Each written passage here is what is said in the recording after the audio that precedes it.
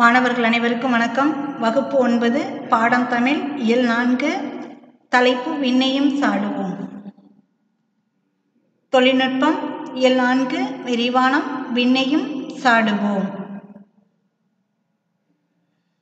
இப்போ நாம் இந்த பகுதியில் என்ன பார்க்க போகிறோம் அப்படின்னா, விண்ணையும் சாடுவோம் அப்படிங்கிற பகுதியில் நம்மளோட இஸ்ரோவின் தலைவரான சிவன் பற்றி நம்ம தான் இப்போ என்ன பண்ண போகிறோம் பார்க்க போகிறோம். அவர் இஸ்ரோவின் 9வது தலைவர். அவர்கிட்ட நேர்காணல் பார்க்குறாங்க. அதை பற்றி இந்த லெசனில் பார்க்கலாம். நுழையும் முன் ஒரு வண்ணத்து பூச்சியின் சிறகசைப்பு உலகில் எங்கோ ஒரு எதிர்விளைவை ஏற்படுத்தும். ஒரு வண்ணத்து பூச்சியோட சிறகசைப்பு கூட உலகில் ஏதாவது ஒரு பகுதியில் எதிர்விளைவை ஏற்படுத்தும் என்று அறிவியல் கூறுகிறது. ஆனால் நம் இந்திய விண்வெளித்துறை விண்ணில் அனுப்பிய செயற்கைக்கோள்கள் மக்களின் வாழ்க்கை தரத்தில் வியத்தகு மாற்றங்களை ஏற்படுத்தி இருக்கின்றன. இப்போ நம்ம விண்வெளியில் என்ன பண்ணியிருக்கோம், நிறைய செயற்கைக்கோள்களை அனுப்பியிருக்கோம்.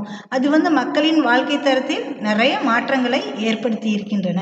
இப்போ விசையுறு பந்தினை போல் உள்ளம் வேண்டிய நேரத்திலெல்லாம், விசையுறு பந்துனா நம்ம கையால் ஏற்படுற பந்து என்னாகும், எப்படி எம்பி குதித்து வருதோ அதுபோல் நம்மளோட உள்ளம் வேண்டிய நேரத்திலெல்லாம் நம்மால் திசையின் விலையிலிருந்து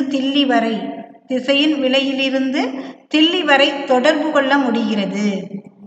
நம்மளோட இப்போ ஒரு பந்தை தூக்கி வீசினா அது எப்படி எம்பி வருது, விசையுறு பந்து போல் நம்மளோட மனம் என்னது எங்கெல்லாம் எம்பி குதிக்குது அப்படின்னா திசையின் விலையிலிருந்து தில்லி வரை தொடர்பு கொள்ள முடிகிறது. இணையத்தில் வாழ்க்கை பயணம் பயணத்தில் பாதி இணையம். நம்ம இணையத்தில் தான் நம்மளோட பயணமே இருக்குது. நம்ம எங்கே போய் சுற்றியெல்லாம் பார்க்குறது இல்லை, இணையத்திலே எல்லாத்தையும் பார்த்துடுறோம். பயணத்தில் பாதி இணையம், பயணம் போகும்போது பாதி இணைய செயல்பாடுகளோடையே நம்ம செயல்படுறோம். அது என்ன சொல்லியிருக்காங்கன்னா, இணையத்தில் வாழ்க்கை பயணம் பயணத்தில் பாதி இணையம் என்று நம் நாடு மாறிக்கொண்டிருக்கின்றது. இந்த மாற்றத்தில் தமிழ் அறிவியலாளர்களுக்கும் பங்கு உண்டு. இவற்றையெல்லாம் நாம் அறியக்கூடிய வாயிலாக விளங்குவது தான் நம்ம இருந்தது எது அப்படின்னு சொன்னோம்னாக்க இந்த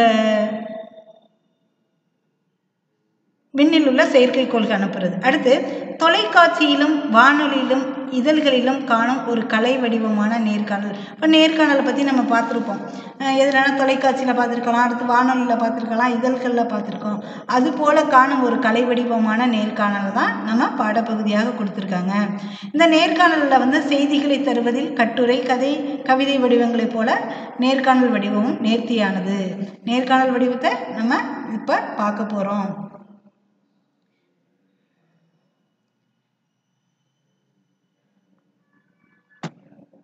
இப்போ நம்ம அந்த நேர்காணலில் யாரை பார்க்க போகிறோம் அப்படின்னாக்க, இஸ்ரோவின் தலைவராக இருக்கிற சிவனை பற்றி தான் நாம் இப்போ அவர்கிட்ட தான் நேர்காணல் பார்க்க போகிறாங்க. இவர் யார் அப்படின்னாக்க சிவன். இவர் எதனோட தலைவர் அப்படின்னா இஸ்ரோவின் தலைவர். இப்போ பாருங்கள்,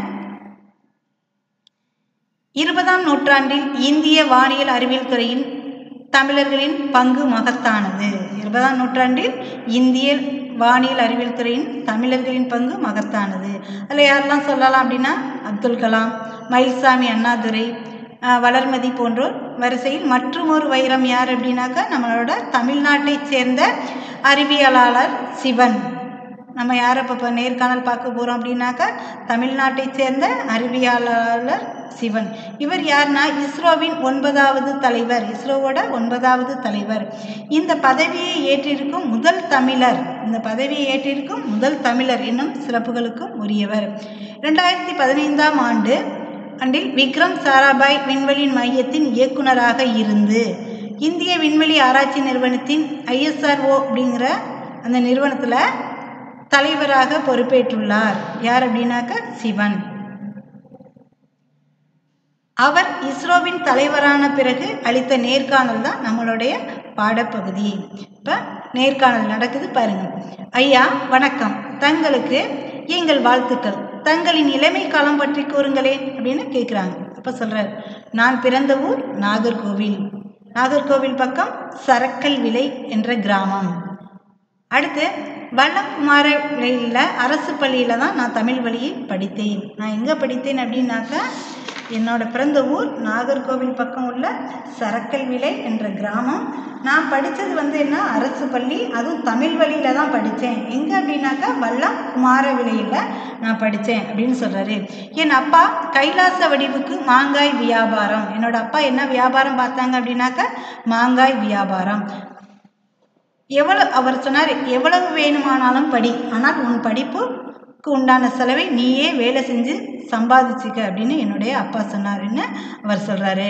அதனால் நான் என்ன பண்ணேன் அப்படின்னாக்கா வேலை செய்து கொண்டே படித்தேன். கல்லூரியில் கணினி அறிவியல் இளங்கலை படிப்பில் முதலாவதாக வந்தேன். நான் கல்லூரியில் என்ன படித்தேன் அப்படின்னா கணினி அறிவியல் இளங்கலை படித்தேன். அந்த படிப்பில் வந்து நான் வந்து முதலாவதாக வந்தேன். என் ஆசிரியர் என்ன சொன்னாங்க அப்படின்னா, நீ நன்றாக படிக்கிறாய், MITயில் வானூர்தி பொறியியல் என்னும் துறையை எடுத்து படி என்று எனக்கு அறிவுரை கூறினார். அந்த வார்த்தையை அப்போது தான் நான் கேள்விப்பட்டேன். MITயில் வானூர்தி பொறியியல் அப்படிங்கிறத நான் எப்போ கேள்விப்பட்டேன்னா என்னோட இளங்கலை படிப்பு முடிஞ்சப்போ தான் அதை பற்றி நான் கேள்விப்பட்டேன். இருந்தாலும் நம்பிக்கையோடு நுழைவுத் தேர்வு எழுதி MITயில் சேர்ந்தேன். நம்பிக்கையோடு என்ன பண்ணேன், நான் நுழைவுத் தேர்வு எழுதி MITயில் சேர்ந்தேன். அதே துறையில் ME படித்து முடித்து விக்ரம் சாராபாய் நிறுவனத்தின் பொறியாளர் ஆனேன். அப்போ என்ன ஆனேன் அப்படின்னாக்கா விக்ரம் சாராபாய் அப்படிங்கிற நிறுவனத்தில் நான் பொறியாளர் ஆனேன். இந்த விக்ரம் சாராபாய் அப்படிங்கிறது எங்கே இருக்குது அப்படின்னாக்கா திருவனந்தபுரத்தில் செயல்பட்டு வருகிறது. அங்கே தான் நான் என்னவா ஆனேன் அப்படின்னாக்கா பொறியாளர் ஆனேன். சிறிய வயதில் உங்கள் கனவு என்னவாக இருந்தது அப்படின்னு கேட்குறாங்க. உங்களோட சிறிய வயதில் உங்களுடைய கனவு என்னவாக இருந்தது? சின்ன வயதில் என்னுடைய அதிகபட்ச கனவு எங்கள் கிராமத்துக்கு மேலே பறக்கும் விமானத்தில் என்றாவது ஒரு நாள் பறக்க வேண்டும் என்பதுதான். இந்த ஏரோப்ளேன் எப்படி பறக்குது, நாமும் இது போல ஒன்று செய்து பறக்க விடணும்னு நினைப்பேன். சிறு வயதிலிருந்தே நான் நினைத்தது எதுவும் நடக்கவில்லை. அவர் என்ன நினைச்சார் அப்படின்னாக்க, அவங்களோட ஊரில் வந்து மேலே பறக்கிற விமானத்தை பார்த்தாரு. இது போல் பறக்க வேணும்னு நினச்சேன். இந்த ஏரோப்ளேன் எப்படி பறக்குது, நாம் இது போல் ஒன்று செய்து பறக்க விடணும்னு நினைப்பேன். சிறு வயதிலிருந்தே நான் நினைத்த எதுவும் நடக்கவில்லை. ஒவ்வொரு முறையும் நான் ஆசைப்படுவதும் அது நிராகரிக்கப்படும். இருந்தாலும் கிடைத்ததை மகிழ்ச்சியுடன் ஏற்றுக்கொள்வேன். ஆனால் எல்லாம் என் நன்மைக்கே என்று சொல்வது போல முடிவில் எனக்கு எல்லாமே நல்லதாகவே முடிந்திருக்கிறது. அப்படிதான் நான் அறிவியல் வல்லுநர் ஆனேன். நான் வந்து என்ன நினச்சேன் அப்படின்னாக்கா, எங்கள் ஊரில் பறக்கிற வானூர்தியை பார்த்தேன். அதுபோல் நானும் ஒரு வானூர்தி செஞ்சு பறக்க விடணும்னு நினச்சேன். என்னோடய ஆசை நிறைவேறல. ஆனால் நான் இப்போ என்ன ஆயிட்டேன் அப்படின்னா ஒரு அறிவியல் வல்லுநராக நான் ஆயிட்டேன் அப்படின்னு சொல்கிறாரு. அடுத்து, தங்களுடைய ஆரம்ப கால பணி பற்றி கூறுங்களேன். நீங்கள் ஆரம்பத்தில் என்ன பண்ணிக்கிட்டு இருந்தீங்க அப்படின்னு சொல்லுங்கள். நான் 1983ஆம் ஆண்டு முதலில் PSLV அப்படிங்கிற திட்டத்தை தொடங்க எனக்கு அரசாங்கம் இசைவு தந்தது. நான் முதல்ல என்னென்னா 1983 PSLV அப்படிங்கிற திட்டத்தை தொடங்க அரசாங்கம் எனக்கு இசைவு தந்தது. அதற்கு ஓராண்டு முன்னால் தான் நான் வேலையில் சேர்ந்தேன். அதற்கு முன்னாடி தான் நான் எப்போனா 1982 தான் வேலை வேலையில் சேர்ந்து ஒரு வருடத்தில் எனக்கு ஒரு திட்டத்தை தொடங்க அரசாங்கம் எனக்கு இசைவு தந்தது. அந்த திட்டம் என்ன அப்படின்னாக்கா PSLV. அடுத்து, விண்வெளி ஆராய்ச்சியில் ஆனா அவன்னா கூட தெரியாது. விண்வெளி ஆராய்ச்சியில் எனக்கு அதில் ஆனான்னா என்ன அவனான்னு கூட எனக்கு தெரியாது. மற்ற அறிவியலாளர்களுக்கு அந்த திட்டப்பணி புதிதான். ஒரு குழந்தை போல் எல்லாருமே தத்தி தான் அதில் கற்றுக்கொண்டேன். ஃபஸ்ட்டு எனக்கு விண்வெளியில் என்னென்னே தெரியாமல் தான் நான் போய் சேர்ந்தேன். அதுக்கப்புறம் என்ன பண்ணேன், நான் தத்தி தான் ஒரு குழந்தை போல் கற்றுக்கொண்டேன். ஒரு செயற்கைக்கோள் ஏவுதளத்தில் என்ன மாதிரி மென்பொருள் பயன்படுத்த வேண்டும்? ஒரு செயற்கைக்கோள் ஏவுதளத்தில் என்ன மாதிரியான மென்பொருள்லாம் பயன்படுத்த வேண்டும்? வாகனத்தின் வடிவம் எப்படி இருக்க வேண்டும்? எவ்வளவு உயரம், எவ்வளவு அகலம், எந்த பாதையில் போக வேண்டும் ஆகியவற்றை முடிவு செய்வது தான் என்னோட வேலை. அங்கே என்ன கொடுத்துருந்தாங்க அப்படின்னாக்க, வாகனத்தில் என்ன மாதிரி மென்பொருளெல்லாம் நம்ம ஏவுதளத்தில் பயன்படுத்தணும், அந்த வாகனத்தோட வடிவம் என்ன, எப்படி இருக்கணும், எவ்வளவு உயரம், எவ்வளவு அகலம், எந்த பாதையில் போகணும் அப்படிங்கிறதெல்லாம் முடிவு செய்கிறது தான் என்னோட வேலை. அடுத்து, வன்பொருள் பகுதியை தவிர்த்து மற்ற வேலைகள் எல்லாவற்றையும் நான் கவனிக்க வேண்டும். வன்பொருள் பகுதியை மென்பொருள் பகுதி எல்லாத்தையுமே என்ன பண்ணணும், நான் தான் பார்க்கணும். அப்போது தான் நான் இரவு பகலாக முயற்சி செய்து ஒரு செயலியை உருவாக்கினேன். அப்போ தான் நான் என்ன பண்ணேன், ஒரு செயலியை உருவாக்கினேன். அந்த அதற்கு பெயர் என்ன அப்படின்னாக்க சித்தாரா அப்படிங்கிறது. அந்த பேர் என்ன அப்படின்னாக்க சித்தாரா. சரி, இது எதுக்காக இந்த சித்தாராங்கிற செயலியை நான் உருவாக்கினேன் அப்படின்னா, இது செயற்கைக்கோள் ஏவு ஊர்தி பற்றிய முழு விவரங்களையும் மின்னிலக்க முறையில் சேகரிக்கும். இது எதுக்காக இதை நான் உருவாக்கினேன்னா, செயற்கைக்கோள் ஏவு ஊர்தி பற்றிய முழு விவரத்தையும் இது மின்னிலக்க முறையில் சேகரிக்கும். அதை பயன்படுத்தி வாகனத்தின் செயல்பாடு எப்படி இருக்கும் அப்படிங்கிறத நான் முன்கூட்டியே கணிக்கலாம். அந்த சித்தாராங்கிற செயலியை பயன்படுத்தி ஒரு வாகனத்தோட செயல்பாடு எப்படி இருக்கும் அப்படிங்கிறத நான் முன்கூட்டியே கணிக்கலாம். அடுத்து, எளிதாக சொல்வதனால் இதை நான் எப்படி ஒரு விளக்கமாக உங்களுக்கு எப்படி புரிகிற வகையில் சொல்கிறதுனா, ஒரு கல்லை தூக்கி வீசுகிறோம். அந்த கல்லை தூக்கி வீசும்போது எந்த திசையில் அது எவ்வளவு தூரம் போகுங்கிறத உடனே கணிச்சு சொல்கிற மாதிரி தான் அந்த கருவி. இப்போ நல்லா கவனிங்க, ஒரு கல்லை தூக்கி வீசுகிறோம், அது எந்த திசையில் போகுது, அது எவ்வளவு கோணத்தில் போகுது அப்படிங்கிறத முன்னாடியே என்ன சொல்லும். அந்த மாதிரி கவனிக்கிற வேலையை தான் எது செய்யுது அப்படின்னா இந்த சித்தாரங்கிற செயலி செய்யுது.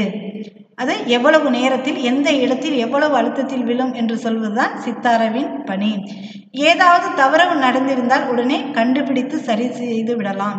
இது மாதிரி சித்தாராங்கிற அந்த செயலியை வச்சுருந்தா நம்ம அனுப்புறதுக்கு முன்னாடியே அந்த செயலியில் ஏதாவது பழுதுகள் ஏற்பட்டால் அதை உடனே கண்டுபிடிச்சு சரி செய்து விடலாம். இதை பயன்படுத்தி தான் பிஎஸ்எல்வி ஏவப்பட்டது. இந்த சித்தாரா செயலியை வச்சு தான் என்ன பண்ணேன், பிஎஸ்எல்வியை ஏவப்பட்டது அப்படின்னு சொல்கிறாரு. இப்போது வரை நம்முடைய நாட்டிலிருந்து ஏவப்படும் அனைத்து செயற்கைக்கோள் ஏவு ஊர்திகளும் இப்போது வரைக்கும் இன்னைக்கு வரைக்கும் நம்ம நாட்டிலேருந்து எந்தெந்த செயற்கைக்கோள் ஏவு ஊர்திகள்லாம் ஏவப்படுதோ அதெல்லாம் இந்த சித்தார செயலியை பயன்படுத்தி தான் விண்ணில் ஏவப்படுகின்றன. இந்திய விண்வெளி ஆராய்ச்சி துறைக்கு இதுவே என் முக்கியமான பங்களிப்பு. இதுதான் என்னோட விண்வெளி ஆராய்ச்சிக்கு என்னுடைய முக்கியமான பங்களிப்பு அப்படின்னு ஆரம்ப கால பணியாக யார் சொல்கிறா அப்படின்னாக்க சிவன் சொல்கிறாரு. இஸ்ரோவின் தலைவரான சிவன் சொல்கிறாரு. அடுத்து நெக்ஸ்ட் கவனிங்க. இப்போ விக்ரம் சாராபாய் இவர் எங்கே ஃபஸ்ட்டு போய் பணியாற்றினார்னு சொன்னால் திருவனந்தபுரத்தில் உள்ள விக்ரம் சாராபாய் இதில் பணியாற்றினார். அந்த விக்ரம் சாராபாய் பற்றி இப்போ பார்க்கலாம். இந்த விக்ரம் சாராபாய் யார் அப்படின்னா இந்திய விண்வெளி திட்டத்தின் தந்தை என்று அழைக்கப்படுபவர் யார் அப்படின்னாக்கா விக்ரம் சாராபாய். இந்திய விண்வெளி திட்டத்தின் தந்தை என்று அழைக்கப்படுபவர் யார் அப்படின்னாக்கா விக்ரம் சாராபாய். ஆரியப்பட்டா என்ற முதல் செயற்கைக்கோள் ஏவுதலுக்கு காரணமானவர் யார் அப்படின்னாக்கா இவர். அடுத்து செயற்கைக்கோள் உதவியுடன் தொலைக்காட்சி வழியாக இந்த செயற்கைக்கோள் உதவியோட தொலைக்காட்சி வழியாக 24,000 இந்திய கிராமங்களில் உள்ள 50 லட்சம் மக்களுக்கு கல்வியை எடுத்து செல்ல உதவினார் யார் அப்படின்னாக்கா விக்ரம் சாராபாய். இவரின் பெயரால் விக்ரம் சாராபாய் விண்வெளி மையம், அதாவது விக்ரம் சாராபாய் அப்படிங்கிற விண்வெளி மையம் எங்கே செயல்பட்டு வருகிறது அப்படின்னாக்கா திருவனந்தபுரத்தில் செயல்பட்டு வருகிறது. இங்கு வானூர்தியியல் அப்படிங்கிற வான்பயண மின்னணுவியல், கூட்டமைப்பு பொருள்கள், கணினி தகவல் தொழில்நுட்பம் உள்ளிட்ட பல துறைகளிலும் ஆராய்ச்சிகளும் வடிவமைப்புகளும் மேற்கொள்ளப்படுகின்றன. எங்கே அப்படின்னா திருவனந்தபுரத்தில். என்னென்ன அப்படின்னாக்கா வானூர்தியியல், வான்பயண மின்னணுவியல், கூட்டமைப்பு பொருள்கள், கணினி தகவல் தொழில்நுட்பம் உள்ளிட்ட பல துறைகளிலும் ஆராய்ச்சிகளும் வடிவமைப்புகளும் மேற்கொள்ளப்படுகின்றன. இவருடைய முயற்சியால் தான் இஸ்ரோ தொடங்கப்பட்டது. இப்போ இஸ்ரோ தொடங்கப்பட்டுள்ளது யாருடைய முயற்சியால் அப்படின்னாக்கா விக்ரம் சாராபாயால் தான் தொடங்கப்பட்டது. இதுலேருந்து என்ன கொஸ்டின் கேட்கலாம் அப்படின்னா இந்திய விண்வெளி திட்டத்தின் தந்தை என்று அழைக்கப்படுபவர் யார், இவரது பணி என்ன அப்படின்னு கேட்கலாம். அடுத்து நம்மளோட மீதுக்கு குடியரசுத் தலைவர், முன்னாள் குடியரசுத் தலைவர் அப்துல் கலாம் பற்றி நம்ம இப்போ பார்க்க போகிறோம். அவரை பற்றியும் இவர் சொல்கிறாரு. முன்னாள் குடியரசுத் தலைவர் அறிவியல் வல்லுநர் அப்துல் கலாம் பற்றி சொல்கிறார். என் அனுபவத்தில் நான் பார்த்த சிறந்த மனிதர் அப்துல் கலாம். சிவன் என்ன சொல்கிறார் அப்படின்னா என்னோட அனுபவத்தில் நான் பார்த்த சிறந்த மனிதர் யாருன்னா அப்துல் கலாம். தன்னுடன் வேலை செய்பவர்களுக்கு தன்னால் முடிந்த உதவிகளை செய்வார். யார் அப்படின்னா கலாம். கலாம் எனக்கு வயதில் மூத்தவர். சிவனோட வயதில் மூத்தவர் யார் அப்படின்னா கலாம். மிகவும் அமைதியானவர். யாராவது சிறியதாக சாதித்தாலே பெரிதாக பாராட்டுவார். நான் சித்தாரா போன்ற தொழில்நுட்ப மென்பொருள் உருவாக்கியதால் என்னை எப்போதும் மென்பொறியாளர் என்றே அழைப்பார். இவரை வந்து சிவனை எப்படி அழைப்பார் அப்படின்னாக்கா மென்பொறியாளர். ஏன்னா இவர் சித்தாரங்கிற அந்த செயலியை உருவாக்குனதுனால அவர் எப்படி அழைப்பார் அப்படின்னாக்கா மென்பொறியாளர் என்றே அழைப்பார்.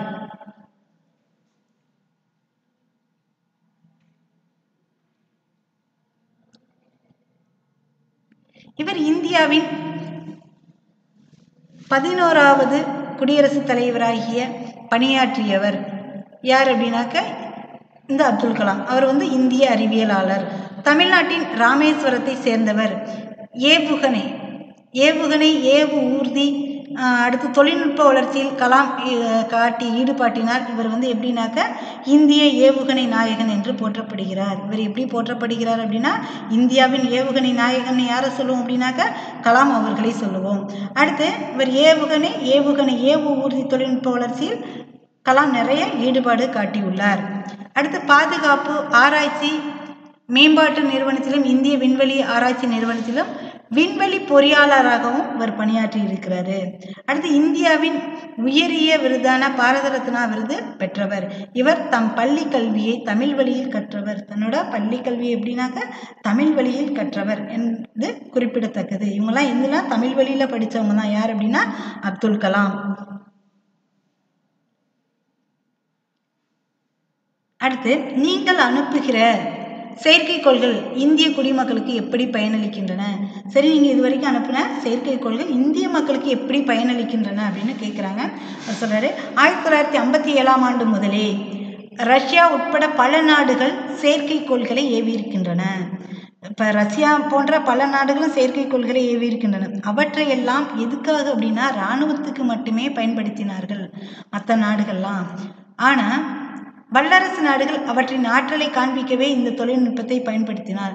ஆனால் 50 ஆண்டுகளுக்கு முன் நம் நாட்டு அறிவியலாளர் டாக்டர் விக்ரம் சாராபாய் இந்த தொழில்நுட்பத்தை மக்களுக்கு எப்படி பயன்படுத்தினார் அப்படிங்கிறத நம்ம சிந்தித்தோம்.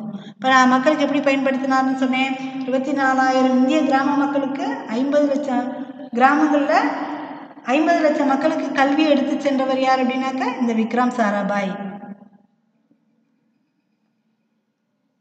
அடுத்து பொதுமக்களுக்கு இந்த தொழில்நுட்பத்தால் என்ன பயன்?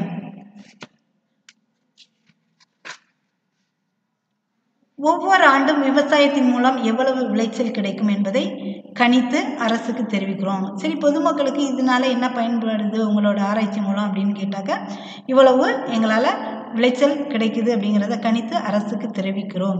அடுத்து இதன் பயன்படுத்தி அரசால் அதற்கு ஏற்ற திட்டங்களை வகுக்கப்படுகிறது. நிலத்தில் எந்த இடத்துல நீரோட அளவு சரியாக இருக்குது அப்படிங்கிறத இந்த செயற்கைக்கோள் மூலம் நாங்கள் சொல்கிறோம். இப்போ நீர் அளவு எப்படி இருக்குது, நீர் மட்டம்னு சொல்லுவாங்க பற்றியா, அதனோட அளவு எங்கே இருக்குது அப்படிங்கிறத இவங்க இந்த செயற்கைக்கோள் வச்சு கண்டுபிடிக்கிறாங்க. அடுத்து கடல் பகுதியில் எந்தெந்த இடங்களில் மீன்கள் அதிகமாக கிடைக்கும் என்று மீனவர்களுக்கு சொல்ல முடிகிறது. இந்த செயற்கைக்கோள்களை பயன்படுத்தி என்ன பண்ணுறாங்க அப்படின்னாக்கா இந்தந்த இடத்துல மீன் இவ்வளவு அதிகமாக கிடைக்கும் அப்படிங்கிறத மீனவர்களுக்கு இந்த செயற்கைக்கோள் மூலம் நாங்கள் சொல்கிறோம். அடுத்து இப்போது நாம் திறன்பேசிகளை பயன்படுத்துகிறோம். தானியக்க பனை இயந்திர அட்டை, இப்போ நம்ம சொல்கிறோம் பார்த்தீங்களா, தானியக்க பனை இயந்திர அட்டை, இதெல்லாம் எதில் இருந்துனாக்கா இந்த மாதிரி செயற்கைக்கோள் மூலமாக தான் நம்ம பயன்படுத்துகிறோம்.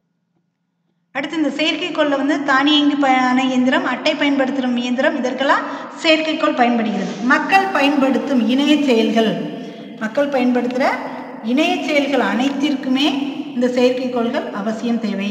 நாட்டு மக்களின் வாழ்க்கை தரம் உயர்வதற்கு செயற்கைக்கோள்கள் பயன்படுகின்றன. இப்போ பொதுமக்களுக்கு எப்படி பயன்படுது அப்படின்னாக்கா என்னென்னலாம் சொன்னோம், ஒரு விவசாயத்தில் எவ்வளவு விளைச்சல் கிடைக்கும் அப்படிங்கிறதையும், நீர்மட்டத்தோட அளவு எப்படிங்கிறதையும், மீன்கள் எந்தெந்த பகுதியில் அதிகமாக கிடைக்குங்கிறத பற்றியும், அடுத்து நம்ம பயன்படுத்துகிற தானியக்க பனை இயந்திரம், அட்டை பயன்படுத்தும் இயந்திரம், இதெல்லாம் எதன் மூலம் செயல்படுகிறதுனா இந்த செயற்கைக்கோள் மூலமாக பயன்படுகிறது. இது மக்களுக்கு பயனாக இருக்கிறது. அடுத்து இஸ்ரோவின் தலைவராக நீங்கள் எதற்கு முன்னுரிமை தருவீர்கள்? இப்போ இஸ்ரோவோட தலைவராக இருக்கிறீங்க, நீங்கள் அப்படி இருக்கிற நேரத்தில் எதற்கு வந்து நீங்கள் முன்னுரிமை கொடுப்பீங்க அப்படின்னு சொல்கிறாரு. அப்போ என்ன சொல்கிறார் அப்படின்னாக்கா, இந்திய விண்வெளி ஆராய்ச்சி நிறுவனத்தின் முக்கிய நோக்கமே இந்த தொழில்நுட்பத்தை பயன்படுத்தி குறைந்த செலவில் மக்களுக்கு தரமான சேவைகளை கொடுப்பதுதான். இந்த விண்வெளி ஆராய்ச்சி மூலமாக என்ன பண்ணுறோம் அப்படின்னா இந்திய தொழில்நுட்பத்தெல்லாம் பயன்படுத்தி குறைந்த செலவில் மக்களுக்கு எப்படியெல்லாம் தரமான சேவைகளை நம்ம கொடுக்கலாம் அப்படிங்கிறது தான் நாங்கள் இப்போ பண்ணிகிட்டு இருக்கோம் அப்படின்னு சொல்கிறாங்க. அடுத்து தற்போது உங்கள் முன் உள்ள அறைகூவல்கள் என்ன அப்படின்னா, சரி உங்கள் முன்னாடி இப்போ நாங்கள் இதை தான் எங்களால் செய்ய முடியுங்கிற அறைகூவல்கள் என்ன அப்படிங்கிறப்ப, இதுவரை இந்தியாவுக்காக 45 செயற்கைக்கோள்கள் செலுத்தப்பட்டுள்ளன. இதுவரைக்கும் இந்தியாவிலேருந்து எத்தனை செயற்கைக்கோள்கள்னா 45 செயற்கைக்கோள்கள் செலுத்தப்பட்டுள்ளன. ஆனால் நம்முடைய தேவைகளுக்கு மேலும் இன்னும் 45 செயற்கைக்கோள்கள் தேவை. இப்போது இருக்கும் வசதி வாய்ப்புகளை வைத்து இவற்றை நாங்கள் என்ன செய்யணும், விண்வெளியில் நிறுவ குறைந்தது 4 ஆண்டுகளாவது ஆகும். இதுவரைக்கும் 45 செயற்கைக்கோள்கள் அனுப்பியிருக்கோம், இன்னும் 45 செயற்கைக்கோள்கள் தேவை. இதை நாம் என்ன பண்ணுவோம், 4 ஆண்டுகளில் இதை நாங்கள் விண்வெளியில் நிறுவ குறைந்தது 4 ஆண்டுகள் ஆனாலும் ஆகும். ஆனால் அதற்குள் நம்முடைய தேவைகள் இன்னும் 2 மடங்காகிவிடும். 4 ஆண்டுகளுக்குள்ளே இன்னும் மக்களோட தேவை இன்னும் அதிகரிச்சுக்கிட்டே இருக்கும் அப்படின்னு சொல்கிறார். அடுத்து யாரை பற்றி பார்க்க போகிறோம் அப்படின்னாக்கா வளர்மதி. வளர்மதி யார் அப்படின்னாக்கா அரியலூரில் பிறந்த இவர் 2015 தமிழ்நாடு அரசின் அப்துல் கலாம் விருதை பெற்ற முதல் அறிவியல் அறிஞர். அப்துல் கலாமோட விருதை பெற்ற முதல் அறிவியல் அறிஞர் யார் அப்படின்னாக்கா வளர்மதி. இவர் எப்போ அப்படின்னாக்கா அரியலூரில் பிறந்தவர். அடுத்து இஸ்ரோவின் 1984ஆம் ஆண்டு முதல் பணியாற்றி வருகிறார். இவர் எங்கே பணியாற்றார் அப்படின்னாக்கா இஸ்ரோவில். எந்த ஆண்டுனா 1984ஆம் ஆண்டு முதல் பணியாற்றி வருகிறார். அடுத்து 2012இல் உள்நாட்டிலே உருவான முதல் ரேடார் இமேஜிங் செயற்கைக்கோள் அப்படிங்கிற திட்டத்தின் இயக்குநராக பணியாற்றியவர். அடுத்து இவர் இஸ்ரோவின் செயற்கைக்கோள் திட்ட இயக்குநராக பணியாற்றிய 2வது பெண் அறிவியல் அறிஞர். இஸ்ரோவோட திட்ட இயக்குநராக செயற்கைக்கோள் திட்ட இயக்குநராக பணியாற்றியவர் யார் அப்படின்னா வளர்மதி. இவர் 2வது பெண் அறிவியல் அறிஞர் ஆவார். இவங்க எந்த ஊரில் பிறந்தாங்கன்னு சொன்னேன், அரியலூரில் பிறந்தாங்க. எங்கே பணியாற்றினாங்க அப்படின்னாங்க 1984 இஸ்ரோவில் பணியாற்றினாங்க. இஸ்ரோவில் அவங்களோட மகத்தான பணி என்ன அப்படின்னாக்கா செயற்கைக்கோள் இயக்குநராக பணியாற்றியது. அடுத்து 2வது பெண் அறிவியல் அறிஞர் யார் அப்படின்னாக்கா வளர்மதி அவர்கள். அடுத்து 30,000 அடி உயரத்தில் பறந்து கொண்டே கீழே நம் அலுவலகத்தில் உள்ளவர்களோடு தொடர்பு கொள்ள முடிகிறது. இப்போ நம்ம என்ன பண்ணுறோம், வானூர்தியில் பறந்துக்கிட்டே நம்ம கீழே உள்ள அலுவலர்களோடலாம் நம்ம தொடர்பு கொள்கிறோம். ஆனால் கடலில் சென்று மீன்பிடிக்கும் மீனவர்கள் ஆழ்கடலுக்கே அல்லது 300 கடல் மைல் தூரம் சென்றாலும் நம்மால் தொடர்பு கொள்ள முடியவில்லை. ஏன்? நம்ம எங்கேயே இருந்துக்கிட்டு தொடர்பு கொண்டு பேசுகிறோம். ஆனால் 300 கடல் மைல் தூரம் போகிற மீனவர்களை நம்மளால் தொடர்பு கொள்ள முடியலை. ஏன் அப்படின்னு கேட்குறாங்க. அதுக்கு சொல்கிறார், அதுக்காக தான் நாங்கள் நேவிக் அப்படிங்கிற ஒரு செயலியை நாங்கள் இப்போ கண்டுபிடிச்சிருக்கோம் அப்படிங்கிறார். இப்போ கவனிங்க, நேவிக் என்ற செயலியை கடல் பயணத்திற்காக உருவாக்கி இருக்கிறோம்.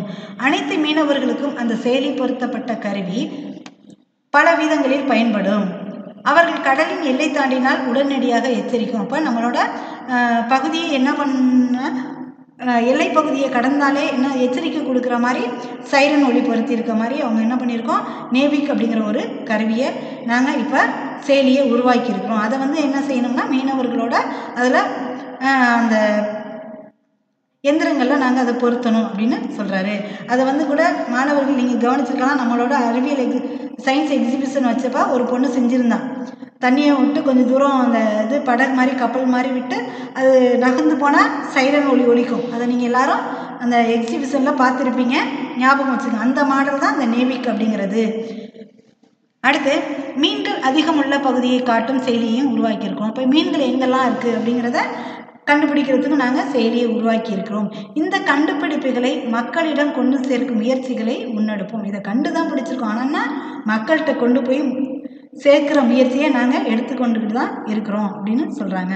அடுத்து நாம் செயற்கைக்கோள் உருவாக்குவதில் அடைந்த முன்னேற்றத்தினை அதனை செலுத்தும் தொழில்நுட்பத்தில் அடையவில்லை. நாம் நிறைய செயற்கைக்கோள்களை உருவாக்கியிருக்கோம், அதை செலுத்துகிற முன்னேற்றத்தை நாம் இன்னும் அடையவில்லை அப்படிங்கிற கருத்தை நீங்கள் எப்படி பார்க்குறீங்க அப்படின்னு கேட்குறாங்க. இது தவறான கருத்து. விண்வெளித்துறையில் 3 வகையான தொழில்நுட்பங்கள் இருக்கின்றன. இப்போ செயற்கைக்கோள்களை ஏவுவதற்கான தொழில்நுட்பம், செயற்கைக்கோளை ஏற்றி செல்லும் ஏவு ஊர்தி, அந்த ஏவு ஊர்தியிலிருந்து விடுபட்ட செயற்கைக்கோள் தரும் செய்திகளை பெற்று அதை பொதுமக்கள் பயன்பாட்டுக்கு கொண்டு வருதல். இந்த 3 கூறுகளுக்கும் தேவையான அனைத்து மூலப்பொருள்களையும் தொழில்நுட்பங்களையும் இந்தியாவிலேயே நாங்கள் உருவாக்கிக்கிட்டு இருக்கோம். இந்த விண்வெளித்துறையில் இந்தியா தன்னிறைவு பெற்றுவிட்டது என்பதே உண்மை. நீங்கள் சொல்கிறது தவறான கருத்து. 3 வகையான தொழில்நுட்பங்கள் இருக்கின்றன சொல்லியிருக்கோம். செயற்கைக்கோள்களை ஏவுவதற்கான தொழில்நுட்பம், செயற்கைக்கோள்களை ஏற்றிச் செல்லும் ஏவு ஊர்தி, அந்த ஏவு ஊர்தியிலிருந்து விடுபட்ட செயற்கைக்கோள் தரும் செய்திகளை பெற்று அதை பொதுமக்களுக்கு பயன்பாட்டுக்கு கொண்டு வருது அப்படின்னு 3 கூறுகள் இருக்கு. இந்த 3 கூறுகளுக்கும் தேவையான மூலப்பொருட்களை நம்ம இந்தியாவிலேயே உருவாக்கி இருக்கிறோம். இது விண்வெளி துறையில நாம் அடைந்த முன்னேற்றம் அப்படிங்கிறதே ஒரு தன்னிறைவு பெற்றுவிட்டதுங்கிறதே நம்மளோட உண்மை. அடுத்து, உலகிலேயே இந்தியா குறைந்த செலவில் செயற்கைக்கோள்களை விண்வெளியில் நிறுவுகிறது. இதை எப்படி சாத்தியப்படுத்துகிறீர்கள்? இப்போ செயற்கைக்கோள்களை எப்படின்னாக்க குறைந்த செலவுல செயல்படுத்திக்கிட்டு இருக்கீங்க, இது எப்படி சாத்தியப்படுது அப்படின்னு கேட்குறாங்க. தொழில்நுட்பம் நாளுக்கு நாள் மாறிக்கொண்டே வருகிறது. குறைந்த செலவில் நிறைந்த பயனை பெறுவதே சிறப்பானது. செலவை குறைப்பதில் பல வழிகள் இருக்கின்றன. தற்போது மறு பயன்பாட்டிற்கு ஏற்ற ஏவு ஊர்திகளை உருவாக்கி கொண்டிருக்கிறோம். நம்ம மறுபயன்பாட்டிற்கு பயன்படுற மாதிரி ஏவு ஊர்திகளை நாங்கள் உருவாக்கி கொண்டிருக்கோம். அந்த முயற்சியில் முதல் கட்டத்தையும் வெற்றிகரமாக கடந்து விட்டோம். இன்னும் சில ஆண்டுகளில் மறுபயன்பாட்டு ஏவு ஊர்திகளை உருவாக்குவதில் வெற்றி பெறுவோம் அப்படின்னு சொல்றாங்க. அடுத்து, அதிக எடை கொண்ட செயற்கைக்கோள்களை அவற்றின் வட்டப்பாதைகளில் நிறுவ பிற நாடுகளை தான் சார்ந்திருக்கிறோம் இல்லையா? இப்போ நம்ம பிற நாடுகளையும் செயற்கைக்கோள்களை பயன்படுத்துறதுல நம்ம சார்ந்திருக்கிறோம் அப்படின்னு கேட்குறாங்க. அதுக்கு அவர் உண்மைதான், கூடிய விரைவில் இந்த நிலையின் மேம்பாடு அடைந்து விடுவோம். நம்ம மற்ற நாடுகளை சாராமல் நாமளே இது பண்ணுற மாதிரி நாம் என்ன பண்ணுவோம், மேம்பாடு அடைந்து விடுவோம். இப்போ CSLV Mark II ஏவுகணை 2.25 டன்களில் இருந்து 3.25 டன்கள் சுமக்கும் திறன் கொண்டதாக மாற்றப்படும். CSLV Mark III அப்படிங்கிற ஏவுகணையின் சுமக்கும் திறன், இந்த CSLV Mark III அப்படிங்கிற ஏவுகணையின் சுமக்கும் திறன் 3 டன்களில் இருந்து 6 டன்களாக அதிகரிக்கப்படுகின்றன அப்படின்னு சொல்லியிருக்காரு. அடுத்து, சந்திராயன் 1 நம் விண்வெளித்துறைக்கு பெரிய புகழை கொடுத்தது. சந்திராயன் 2 பணிகள் என்ன அப்படின்னு கேட்குறாங்க. சந்திராயன் 1ங்கிறது நம்மளுக்கு நிறைய புகழை கொடுத்தது. சந்திராயன் 2 அப்படிங்கிறதோட பணி என்ன அப்படின்னு கேட்டிருக்காங்க. சந்திராயன் 1 அப்படிங்கிறது நிலவின் புறவெளியை ஆராய்வது நோக்கமாக கொண்டது. செயற்கைக்கோளை நிலவில் இறக்குவதன் விளைவை ஆராய்ந்து பார்த்து விட்டோம். அடுத்து, சந்திராயன் 2 அப்படிங்கிற இந்த இதனோட பணி அப்படின்னா ஆய்வு பயண ஊர்தி இறங்குதலை நிலவின் மேற்பரப்பில் துல்லியமான கட்டுப்பாடுகளின் மூலம் செயல்படுத்த உள்ளோம். நிலவோட மேற்பரப்பில் துல்லியமாக நம்ம செயல்படுத்துறதுக்காக இருக்கிறோம். அதிலிருந்து ரோவர் எனப்படும் ஆராயும் ஊர்தி ரோபோட்டிக் தொழில்நுட்ப உதவியினால் தானாகவே வெளிவந்து நிலவில் இறங்கி 14 நாட்கள் பயணிக்கும். பல்வேறு பரிசோதனைகளை அங்கு மேற்கொள்ளும். அதற்கான ஏற்பாடுகள் முழுவதும் இப்போ செஞ்சுக்கிட்டு இருக்கோம் அப்படின்னு சொல்கிறாரு. தானாகவே வெளிவந்து நிலவில் இறங்கி 14 நாட்கள் பயணிக்கும். பல்வேறு பரிசோதனைகளை அங்கு மேற்கொண்டு அதற்கான ஏற்பாடுகள் முழுவதும் நடக்கும் அப்படின்னு சொல்கிறாங்க. அடுத்து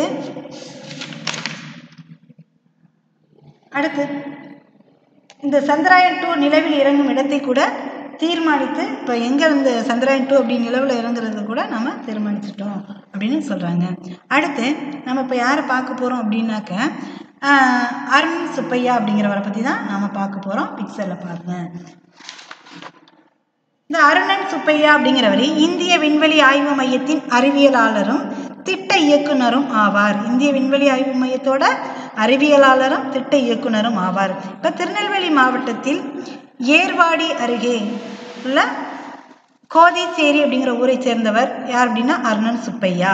இயந்திர பொறியியலில் பட்டம் பெற்று 1984 திருவனந்தபுரத்தில் உள்ள விக்ரம் சாராபாய் விண்வெளி மையத்தில் பணியில் சேர்ந்து தற்போது பெங்களூரில் உள்ள இந்திய விண்வெளி ஆய்வு மையத்தில் பணிபுரிகிறார்.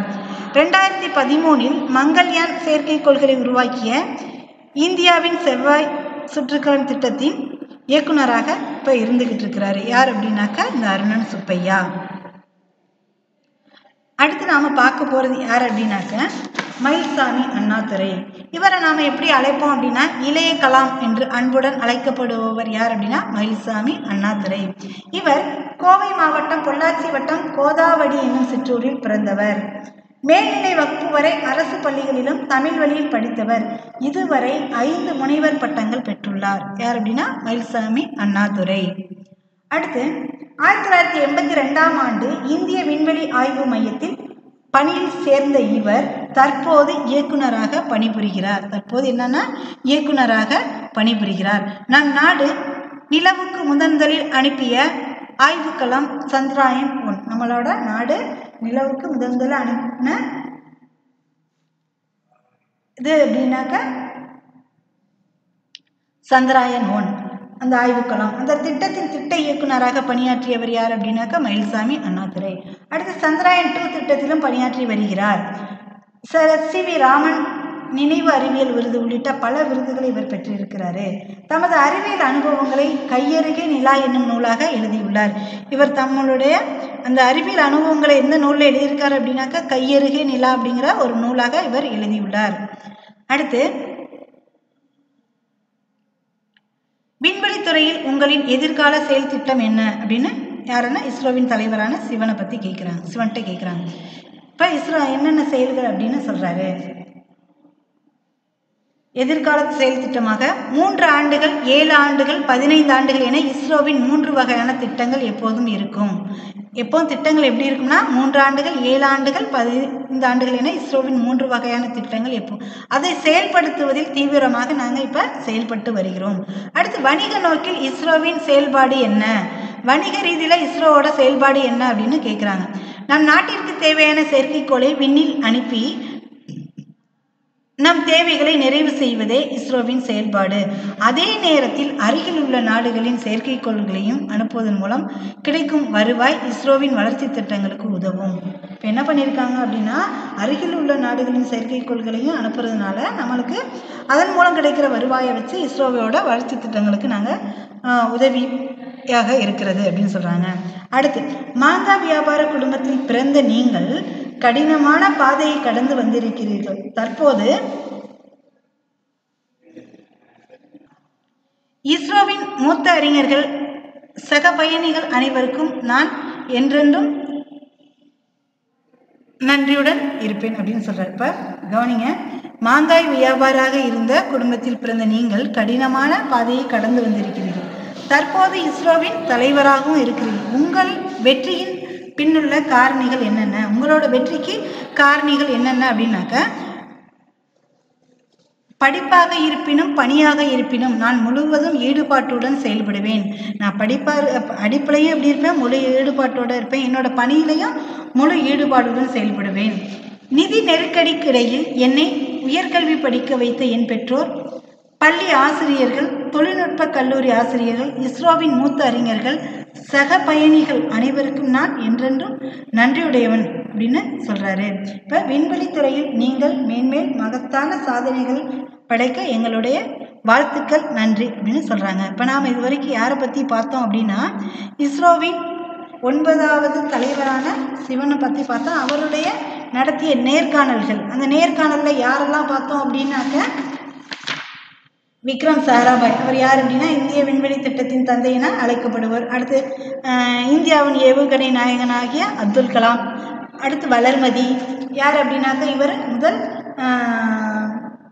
அப்துல் கலாம் விருதை பெற்ற முதல் பெண் அறிவியல் அறிஞர். இவர் எங்கே பிறந்தார் அப்படின்னா அரியலூரில் பிறந்தார். அடுத்து அருணன் சுப்பையா அப்படிங்கிறவரை பற்றியும் பார்த்தோம். இவர் யார் அப்படின்னாக்க ஒரு இந்திய விண்வெளி ஆய்வு மையத்தின் திட்ட இயக்குனராக பணியாற்றுபவர்.